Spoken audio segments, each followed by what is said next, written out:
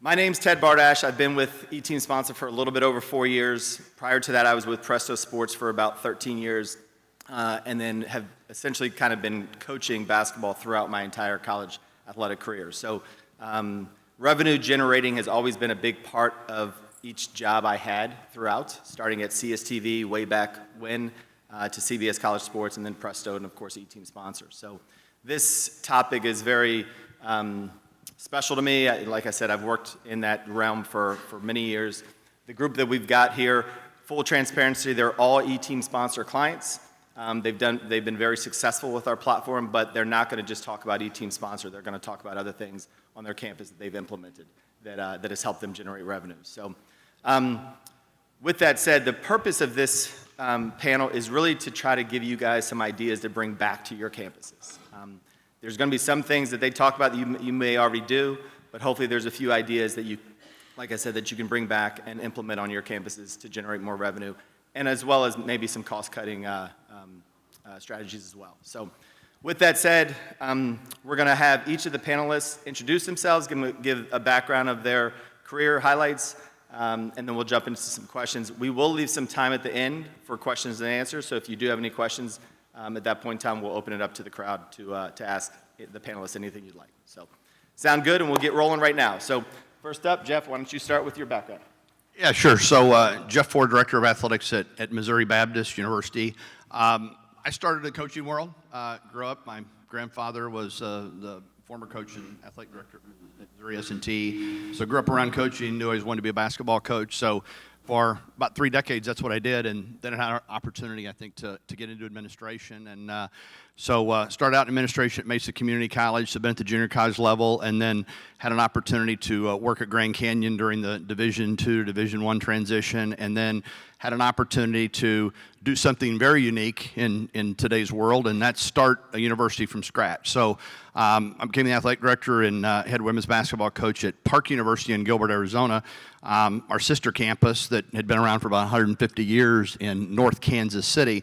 For whatever reason, they decided to start a new university. So got to start a new university. I tell everybody that started 9 months out with no balls, no uniforms, no facilities, no classes, no anything, and went through COVID in 4 years, built that out to about 529 students in 15 sports, and then again had an opportunity to move to Missouri Baptist, where I've been there for a year and 11 months. All right. Mike? Yeah, Mike Armbruster. I have the opportunity to serve as the Assistant Athletic Director for Internal Operations at NC Wesleyan. Started out much like the same in the coaching world, was able to start at an institution as a student when we started athletics from scratch at NAI school in Northwest Ohio. So did that for about 12 years, between assistant men's basketball coaching to head women's basketball coaching, and kind of how I got to NC Wesleyan. When you're coaching in Ohio, that's pretty rich with NAI D2s and D3s, and you've got a gym that you converted from an NJC tartan floor gym with a restraining line on the end lines. It's hard to recruit high school kids, so we started recruiting Region 10 junior college kids, and throughout that 12-year period, built a relationship with a gentleman that was at Sandhills Community College, Aaron Denton. He's now the athletic director at NC Wesleyan, and so when he got that job, he called me, and I was able to come down and be the Assistant Athletic Director for Internal Operations, and throughout some budget cuts or some staff turnover, we didn't rehire a athletic development director, and so that kind of got added to my plate last year. So just trying to figure it out as I go here in this development fundraising world. Fantastic. Thanks, Mike. Anthony? Yep. So good morning. No coaching background in my career, so I'll be a little more brief. But Anthony Francis. Director of Athletics at McKendree University. For those who do not know, it's a small liberal arts school about half hour east of St. Louis, Missouri. Joke with with people all the time, founded in 1828. And so unfortunately, sometimes we look like we were founded in 1828. So this revenue generation topic is kind of near and dear to my heart, and just facility improvements and doing some things with money, right? So I started my career not really knowing what I wanted to do, and so I dabbled in sports information, to the budget side of things, to even development, interned in just about every department you could think of to kind of try to figure out my niche. At the end of the day, I ended up in compliance. And so worked in compliance for 5-6 years at California Baptist University, similar to Jeff, dealt with the transition from Division II to Division I. Got the call to move to Lebanon, Illinois. I couldn't point to Lebanon on a map when I took the job at McKendree. I was there for, 4 years as Associate AD for Compliance and Internal Operations before transitioning to the Athletic Director role almost 5 years ago. Yeah, fantastic. So as you can just hear from their backgrounds, this is why we were so excited about this panel, not only the D2, D3, and NAI, but you've got a representative here who started a university essentially, and there's probably not many people in this room that get to say that. And you've got someone with a compliance background who worked his way up to be an athletic director. And of course, coaches do talk. Anthony, you're right.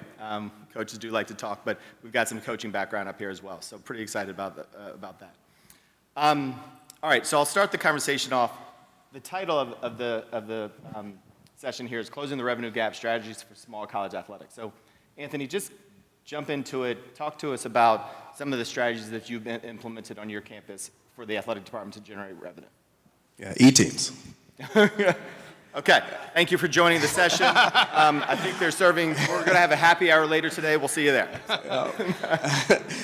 In all seriousness, E-teams has clearly been the biggest impact on our campus. But fortunately, I have a president who's pretty receptive to conversations about fundraising, right, and revenue generation, because that's critical for small liberal arts school, critical for anybody. But it took me 2 years to convince our president that this platform made sense to us. So we'll talk more about it in a minute. But I went through a VP for institutional advancement, told me no. They left. I had an interim, told me no.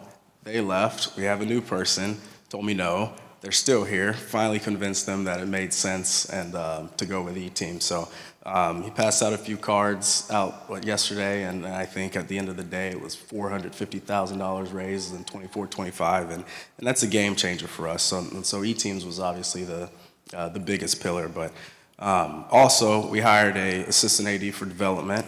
If anyone does not have that resource in their department, I would strongly encourage you to find someone who can devote their time to fundraising. But if you have, similar to the E-teams conversation, took me 2 years to get that approved, right? And the ROI was immediate, right, once we got that position. But with that position, back to your question, I kind of gave them this 4 quarters versus 100 pennies philosophy, right? So similar to a lot of you, we're a small school, we do a whole lot, and sometimes we don't do it that great, right? That's the 100 pennies. We try to go, okay, it's 4 quarters philosophy, and hey, we're gonna pick 3, 4, 5, 6 things that we're gonna knock out the park, right?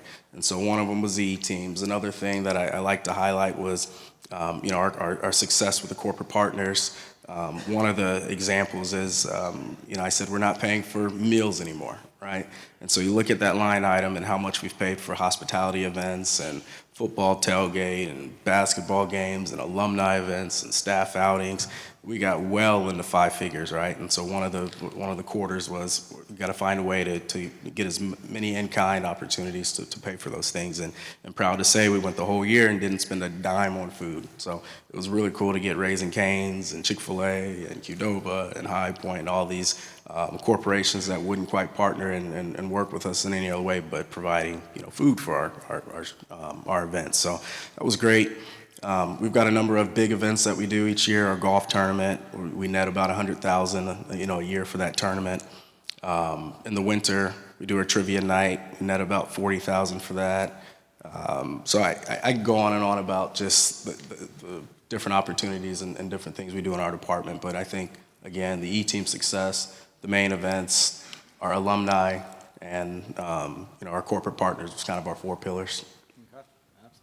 How many of you here have run a golf tournament on campus? That's a pretty popular revenue generating? Yeah, I figured that. So good. Anthony, thank you for that. Mike, let's kind of jump in a little bit into more details about E-team sponsor. This was North Carolina Wesleyan's first year using us, and I think you guys raised a little bit close to $80,000 this year. So just talk about implementing that for the first year, how that worked, how that whole process went. Yeah, I learned about E-team sponsor at the 2024 NCAA convention.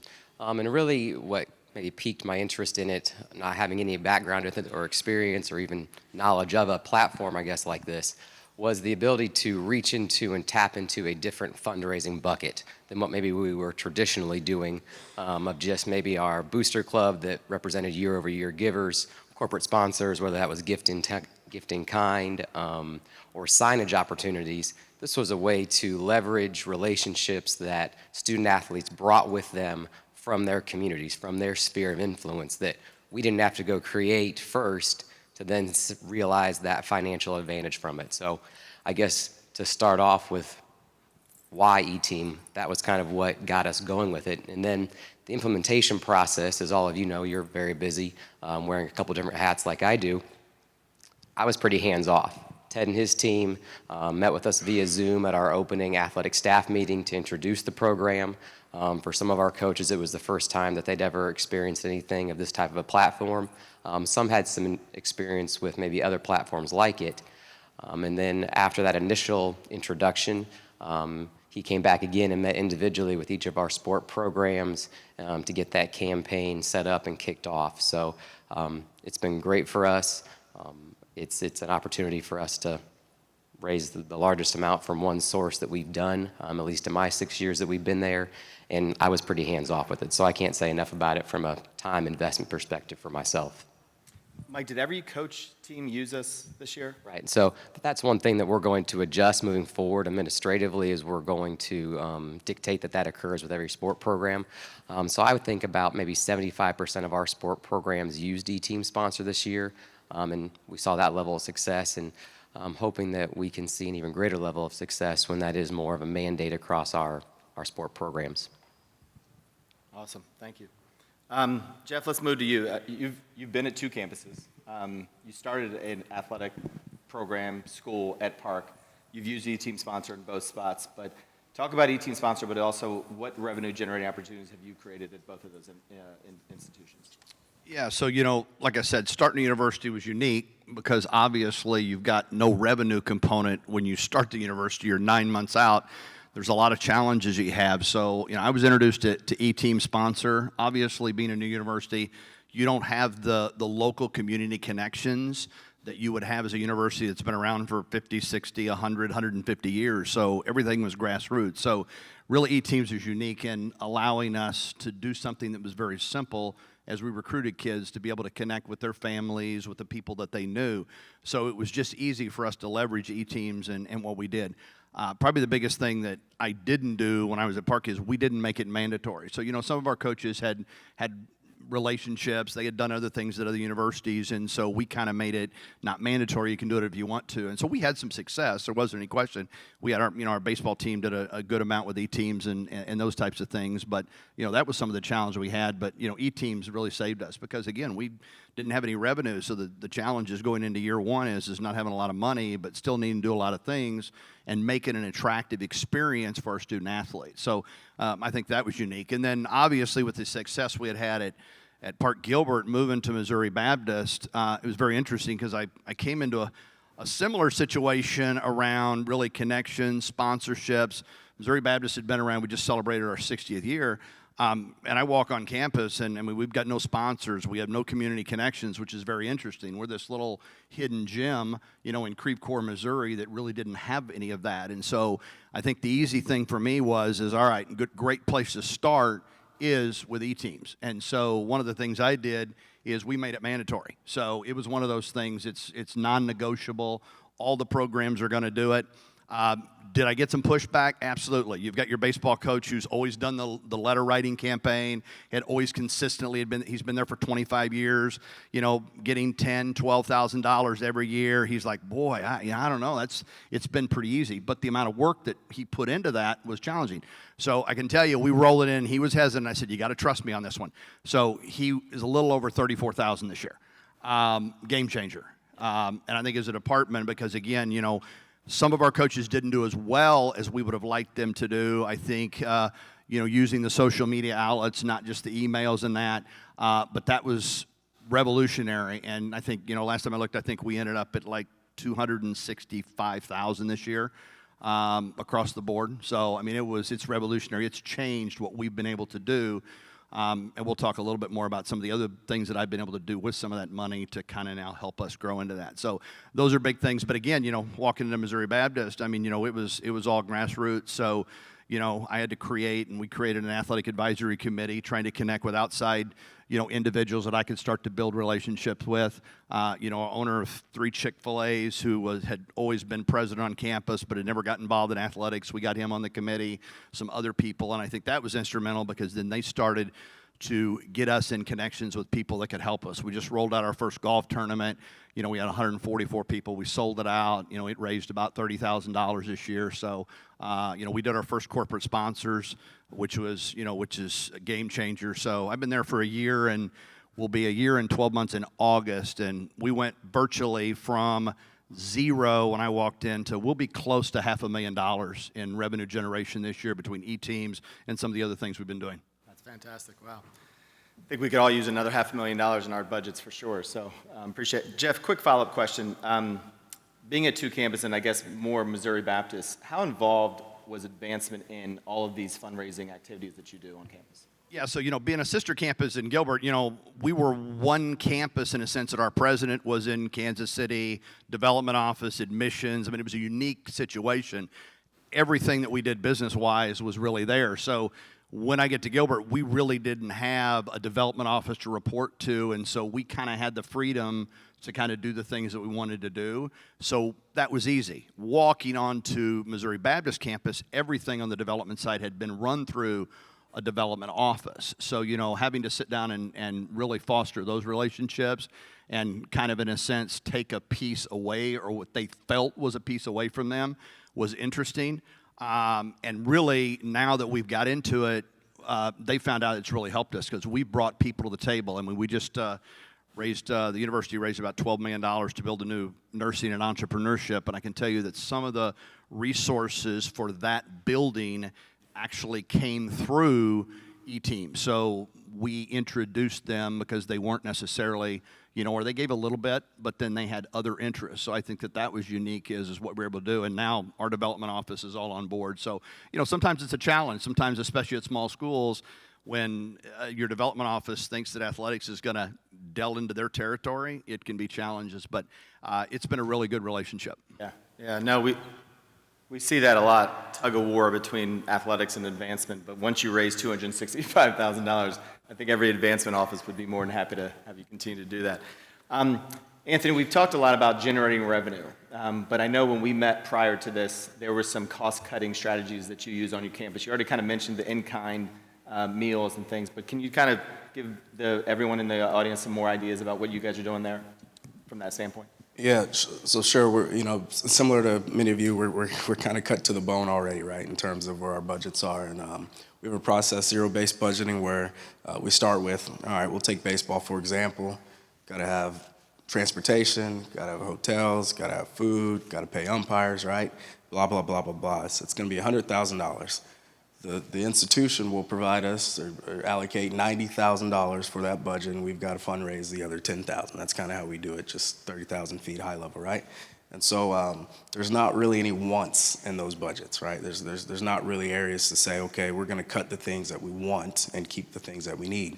And so there's not really much that we can cut from these small things from a programmatic perspective. And so we look at kind of big things, right? The travel costs, right? That's our biggest expense, probably most of you all's biggest expense. And we were fortunate to be able to buy a fleet of vans this summer. And so we've got 3 15-passenger vans, and we do the math on it costs almost $3,000 to get a bus off the lot nowadays. And so that's been kind of our biggest way to kind of cut some costs, right? And so we first think is whatever decision we make going to impact negatively the student-athlete experience, right? That's where we start. And if it is, we try not to touch it, right? And so the analogy I use is in your personal life, you look at Netflix or something, right? You don't want to take away your quality of life for whatever, small incremental, impact that it's going to have. So we look at the bigger things, right? So the travel costs, we look at our insurance, we look at any kind of way to save money. But at the end of the day, we got to make more money, right? And that was the ask to, our administration to say, hey, you're not funding these departments, and athletics being the one I care about, to the level that we need to be funded at. And so you need to provide us an opportunity to go find this money externally, right? And so that's been the biggest way to kind of figure out, okay, where do we cut? Because there's not a whole lot of room to cut at a place like McKendree. And you added a position on your staff that was specifically designed to find revenue. Yeah, and so, again, 2 years in the making, got approval to add an assistant AD for development, and that's been the biggest game changer, right? Even more so than E-team sponsors, someone to kind of facilitate all these, the external side of what we're doing as a department, right? So, McKendree, we've got over 30 sports. We're busy. And it's really difficult for me to get out in the community and do the fundraising that I think is necessary to, particularly for a small liberal arts, private school. And so Trevor Brumlevy, our assistant AD for development, he had an extensive background in kind of naming rights and corporate partnerships and all kind of things external, which was great because the person that we had before Trevor was more the internal side of things. So. That position, for anybody who's curious, there's probably 20 of them at a lot of big schools. We've got one, and so we've got to find ways to find what's important, prioritize. We kind of split it, this 40-40-20 being, okay, 40% of that person's job is going to be this internal side of things, right? They're going to work with our coaching staff. They're going to help with E-teams. They're going to put together hospitality events. The other 40% was the external side of things, right? The naming rights, the corporate partnerships, the more external side of things. And then, it's an assistant AD position, so the 20% was kind of more the administrative staff to kind of bite off that piece of that elephant and help me from a sport oversight perspective. So that person has been great. We've had to cut less because we're raising more money, right? We've been able to tap into want more wants, right? Many of our programs say, hey, we're gonna run our program like a Division I program, but at a Division II school. I said, that's great. We're going to fund it to what you need, but you've got to fund it to what you want, right? The extra gear and the extra trips and the extra those things. So very, very difficult for a school like us to cut, right? It's without impacting that student-athlete experience, without impacting a program's ability for, to make postseason, right, and canceling trips. And so the biggest one was the travel, and that was a huge cut for us, and still not impacting the student-athlete experience. Fantastic. So something to bring back to your campus, and we do hear this more and more with the athletic directors and coaches that I speak to on a daily basis, is instead of adding a position to their staff, they've taken a already budgeted position and reallocated their responsibilities, just as Anthony was kind of saying. We're putting 40% of their time towards external as opposed to 100% being internal. So just an idea that we're seeing more and more on campuses that we talk to, and obviously something that Anthony's implemented at McKendree too. So another thing that we're seeing across the country is that ADs or schools are requiring their coaches to either fundraise or provide some sort of 10% of their budget, whether it's fundraising or finding a corporate sponsor or whatever.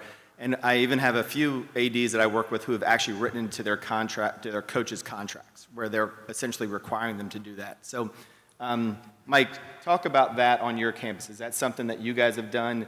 Is it as formal as in their contract? And if so, or however you implement it there, what other things, besides, of course, E-team sponsor, what other things are coaches doing that's generating revenue for their program? Yeah, it's not as quote-unquote official or in writing as what you're suggesting there in a contract, but much like what Anthony says, we use zero-based budgeting, which when it comes down to it, it's okay, here's what we're going to be provided, or you're going to be provided from the institution, then you got to go make it up the rest. And just to be very transparent, we're probably in the 100 pennies to make a dollar stage right now as opposed to the 4 quarters, but I do like that. Something that we can aspire to. But I'm sure that most of your coaches do the same thing, but our football program does a great job of running a summer raffle that nets about $25,000 that goes to player packs for 180 kids. Most of our programs do run summer youth camps, varying different levels of success or attendance. Our men's basketball and women's soccer run 2 weeks of it and probably net close to $10,000 just that way. We've done a better job here recently with our sport programs, leveraging our campus facilities, whether that's hosting travel ball like baseball's been doing. Our our cheer and dance programs have even started hosting previews in our gym for local dance programs around the area. Something as simple as our women's lacrosse program taking care of all parking for home football games helps out their budget just a little bit. So a myriad of different things that our coaches do that I'm sure a lot of yours are doing, but at this point in time, a couple pennies is helping get to that dollar. Good. Jeff, going back to kind of what we were talking with Anthony about that external person, you actually added a position to your staff. We did. To fill that. So talk about that process. How did you get that approval? How did you find that person, that whole process of hiring that individual? So I got a little lucky in that we had our sports information, our assistant athletic director for communication, and then we had a full-time position as an assistant. So our SID, sports communication, left. And so I had an opportunity to obviously hire a new one and at the same time kind of shift or org chart. So Kevin Paulus, who was our assistant for sport communication, had some background in sales and corporate sponsorships and those types of things. So I set Kevin down and kind of talked to him. He didn't really have an interest in moving into the head role from an SID, a communication standpoint, but I talked to him about an external ops, if it's something he'd be interested in, and he was really interested. And so in a sense, what we did is we just kind of shifted our org chart. So I took that assistant, what is communications, basically moved it into an external operations position. And then when we hired our new SID versus taking staff away, because we have 27 sports, what I was able to get the university to do is to add 2 graduate assistants. So we went from 2 to 4, so we were able to support our communications staff and all of the teams, and we were able to take that full-time position and then shift it. The other side of it is we had, used some money that we had for part-time to run game operations. And so what I did is we partnered with our sports management group, because those are kids that all want to be involved in sports management. So I partnered with them, and so they're now helping with our game operations from an internship standpoint, and we're giving those kids experience.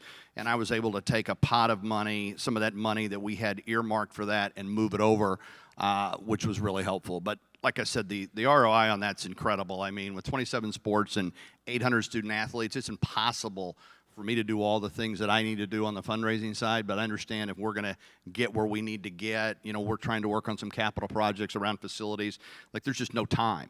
And that was a big change, because again, if you look at when I came in, we were virtually raising no money at all, and we're approaching right around 500,000 this year, and I can tell you that Kevin was a big part of that, especially building those relationships, being in the community, making those connections, setting up some of those appointments for me.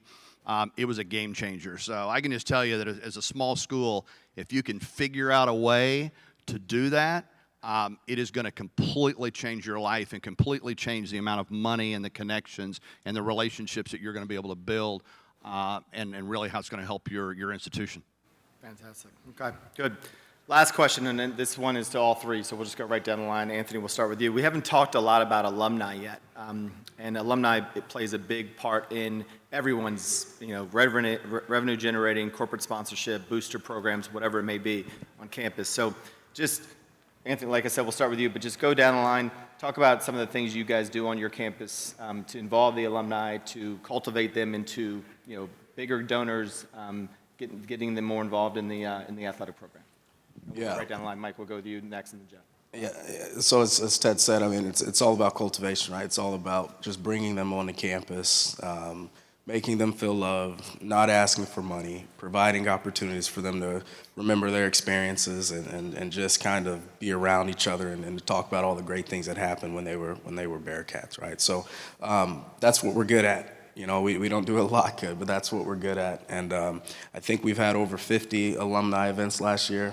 That was part of our homework assignment. I gave myself when Ted had this as a topic, just to see how much we've engaged our alumni. So, football is obviously really big on our campus. That's our bread and butter. That's where we get the most people on campus. And so, anytime we have a football game, we try to have alumni events around that football game, right? And so it might be a football game to our football team, but it's our largest event on campus, and we have 5 or 6 of them a year. So we use that as an opportunity to invite alumni from other programs, right? So every single one of our programs are required to have an alumni event, right? And so Trevor, our assistant AD for development, he helps facilitate that and gives our coach all the distribution lists. We've got some coaches who started yesterday that don't know who the alumni are, and we've got programs that have been around for 50 years who have alumni from generations and generations ago. So we're learning, but the one thing I can say we're proud of is that we are providing those opportunities because it's important, right? And we're seeing alumni in the community I run into, and they have no idea what's going on campus, and they're 10 minutes from campus. So you have to invite them in. It doesn't always happen organically. You got to be intentional about bringing alumni back. They'll always love, where they were at and the experiences that they had, but you've just got to hit them upside the head with 2x4s and say, hey, come back to campus, and we've benefited from it greatly. 2x4 said, but from a compliance background guy. So, I mean, good Lord. Mike, what about you? Much the same. Probably 3 years ago, we started with the intent to have every program have an on-campus contest and an alumni game associated with that. And I'm sure that y'all do the same thing. One thing that we found was there was issues trying to get to that critical mass of making it a really fun event that, hey, I want to come back to year over year. Your student athletes that are playing right now, hey, I'm going to come back in 5 or 6 years and come to this event because, wow, it was the most well-attended event on campus for our season. And so how do you get there? That was something that we really struggled with starting it. So we've done a couple things. One, with our men's and women's basketball programs is saying, okay, for our campus, those are the only 2 sports that are quote-unquote in season. And so all of our out-of-season sport coaches, staff, family, and 2 or 3, maybe even 4 student athletes from those out-of-season programs, we invite them to come be a part of those alumni days, to mingle, invite all of our athletic donors as well. And then our outdoor events, I can't take credit for it. We have a great student activities director that came to me and said, hey, can we run some general student programming and combine it with one of your games on campus here this spring? He does a spring fling is what he calls it. And so we basically married those resources, that programming, as opposed to having it in a big field on campus, at one of our night baseball games. And so that allowed us to have bounce houses and food trucks and live music, not right on the field, obviously. Our baseball coach would have had a heart attack, but right next to the field. We shut down that side of campus, and then that allowed us to go out into the community and invite all the little leaguers, softball, baseball little leaguers, their families, because, hey, now there's an event, there's something fun to do for all ages.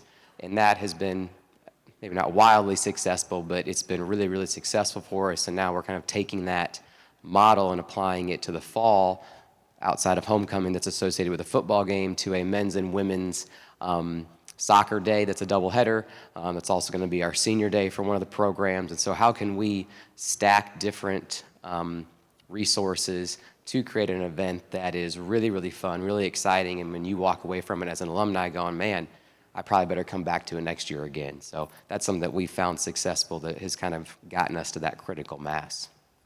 Awesome. Thanks. Jeff, what about you? Finish it off.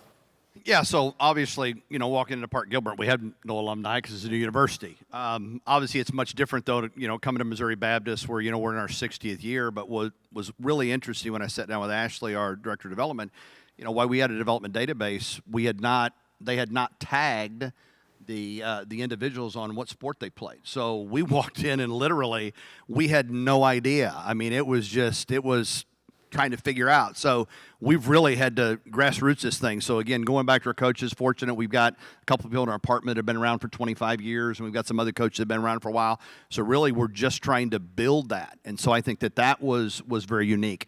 Some other things that we've done that have been very successful is we started doing alumni events when our teams travel. Just to reconnect. I mean, so for example, one of the things we did is our baseball team went out to California this day and we played the Masters.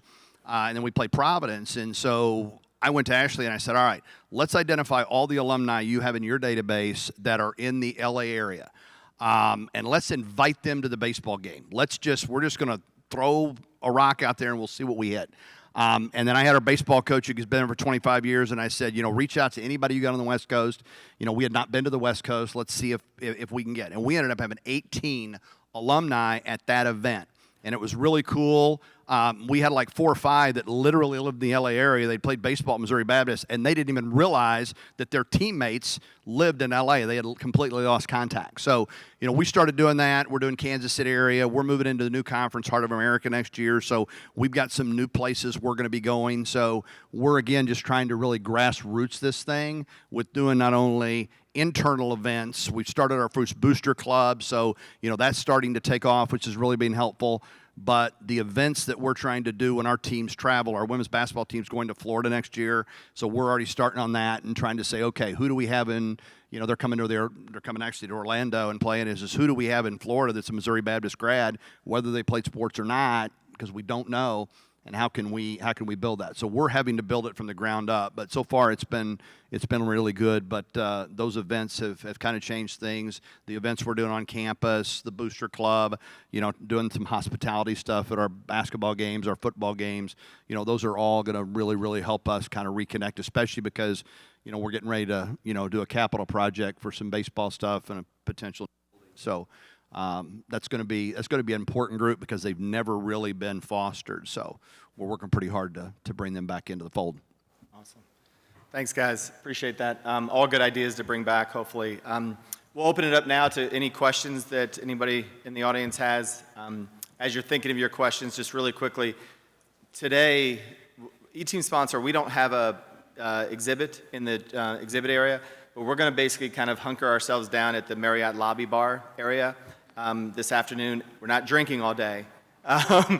We're setting up shop there just so we've got some meetings, and that's where you can find us. I think most of us are in our black shirts. Our CEO, who's way at the back of the room, Sean Connors, he's looking more CEO-ish, as he should. So, but stop by the booth. My cell number, I'll give it to you real quick if you want to just text me, because we're there at 703-209-2747.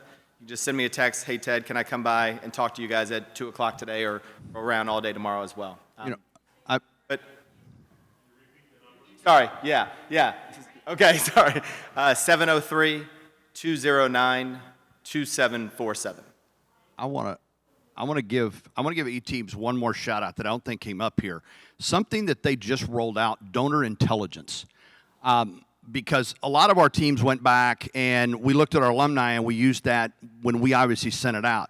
I can tell you that's been very impactful. So the new donor intelligence they've got, we went in and we looked at all of our donors that had given money, and our giving capacity right now based on the donors that give is 46 million. It's really interesting because you can dig into each individual and you can look at like what property value they have, what giving capacity they have, what they've done. So I don't think that came up, but that's something I know you guys have just rolled out. So if you're not in E-Teams, like that's another piece to the pie that is a game changer, and we're leveraging that. So I just had to throw that in there. Yeah, no, I appreciate that. Thanks for bringing that up. So yeah, it is a pretty new feature that we've rolled out called Donor Intelligence. All the information provided is public knowledge. We're not doing anything illegal to grab that information. But as Jeff said, it gives you and your athletic department some information about those.